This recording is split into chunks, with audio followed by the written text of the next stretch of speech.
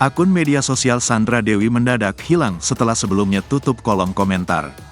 Akun media sosial pemain sinetron dan film Sandra Dewi mendadak hilang. Sebelum hilang, Sandra Dewi diketahui menutup kolom komentar akun media sosial.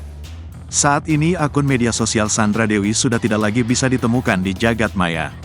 Sandra Dewi yang menggunakan akun dengan nama @sandradewi88 kini sudah tidak bisa lagi ditemukan di Instagram. Kalaupun ada dengan nama tersebut, merupakan akun fanbase atau akun lain mengatasnamakan Sandra Dewi. Dikutip dari Business Insider, ada dua kemungkinan yang bisa menjelaskan hilangnya akun Instagram seseorang. Pertama, dari keterangan bahwa, "Sorry, this page is not available." Di aplikasi Instagram bisa saja pengguna telah mengganti nama akun media sosialnya. Kemungkinan kedua adalah pengguna memilih untuk menonaktifkan sementara akun.